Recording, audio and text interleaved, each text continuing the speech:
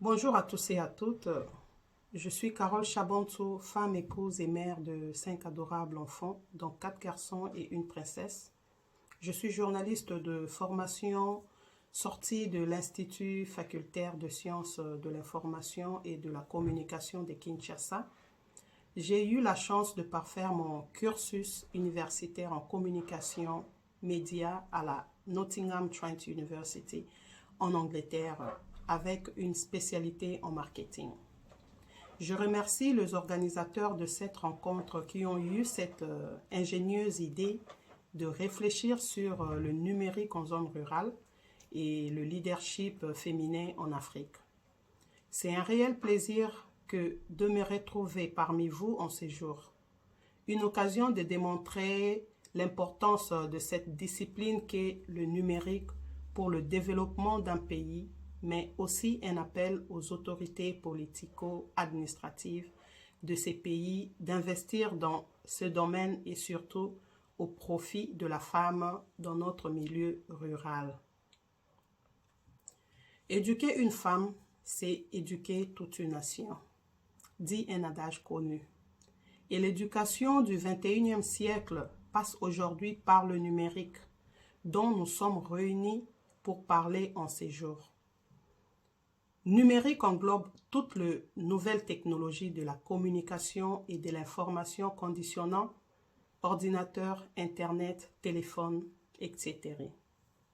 La pandémie de coronavirus nous a révélé que la société dite développée possède une longueur d'avance dans la maîtrise sur toutes ces nouvelles technologies où le télétravail, vente et champ en ligne, l'enseignement à distance ont fonctionné presque à merveille durant toute cette période de confinement. Ce qui n'a pas été le cas dans la globalité de pays dits sous-développés dont le nôtre. Parler du leadership féminin ou du leadership pour les femmes sous-entend donner le pouvoir aux femmes. Et lorsqu'on y regarde de près, on voit en premier le pouvoir politique. Or, le grand défi du leadership féminin consiste d'abord en la reconnaissance de la parité homme-femme, une notion qui est loin d'être appliquée dans le monde dit développé et encore inexistant ici chez nous en Afrique. En tant que femme, notre vraie vocation se trouve dans une bonne éducation, base de tout leadership. Le saviez-vous, par exemple, que l'organisation plutôt des Nations Unies pour l'éducation, la science et la culture estime que la moitié de 130 millions de filles ayant entre 6 et 17 ans qui ne vont pas à l'école dans le monde se trouvent en Afrique. De même que la moitié de 15 millions de filles en âge d'aller à l'école ne s'y rendront sans doute jamais. N'oublions pas que pour y participer à la vie politique et sociale, les femmes doivent d'abord gérer famille et travail. Outre le besoin d'éducation, la gestion de la famille au quotidien est l'un des plus grands défis pour un véritable exercice du pouvoir politique par la femme ici en Afrique. Car nul n'est pourtant sans ignorer qu'un leadership féminin est toujours facteur de développement depuis le temps ici sur notre continent.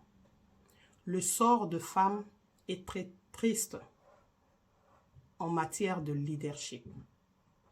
Le monde ne compte actuellement que 7 femmes chefs d'État sur le 243 pays et territoires dans le monde. En Afrique, une femme sur le 54 pays du continent était au pouvoir au Libéria. Madame Ellen Johnson, du 16 janvier 2006 au 22 janvier 2018. En Afrique, les femmes sont rares, voire très rares dans le leadership. Sur ces continents, les femmes politiques et le chef d'entreprise sont comptés sur le bout de doigts.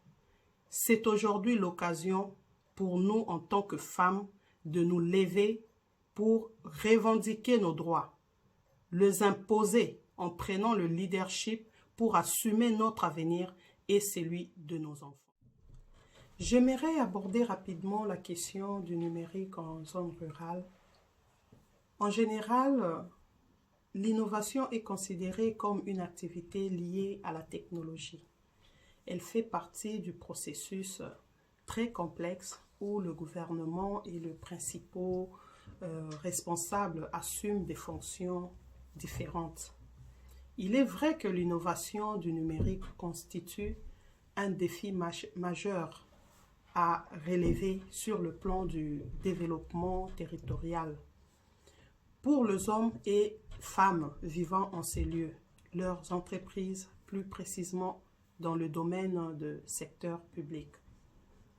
Et c'est ici que la question de l'inégalité d'accès aux technologies de l'information et de la communication se pose directement dans chaque territoire, au-delà de ces mutations. Il nous faut donc envisager la planification territoriale dans le domaine numérique, car elle a un véritable effet positif, durable pour le développement économique, l'attractivité d'une région et donc la création de nouveaux emplois. C'est pour cela que la femme rurale est donc invitée à une formation adaptée, ainsi que de programmes d'études enrichis. Cela va renforcer la confiance en soi, à démystifier la technologie, ce qui permettra à atteindre l'indépendance et l'autosuffisance économique. J'aimerais encourager le rôle que jouent toutes les femmes, principalement celles de nos milieux ruraux, dans le développement de leur communauté comme celui de l'environnement. Je voudrais ici les encourager à s'impliquer encore davantage et très fermement malgré les difficultés persistantes auxquelles elles sont confrontées ou feront face. Les femmes de nos milieux ruraux devront accepter de s'impliquer, de recevoir des formations en technologie numérique comme leurs consoeurs de grandes villes pour ne pas demeurer déconnectées. En acceptant l'innovation, c'est conclure votre propre succès de développement qui verra le changement de votre environnement tout entier. Un seul mot d'ordre comme objectif, n'est jamais abandonné.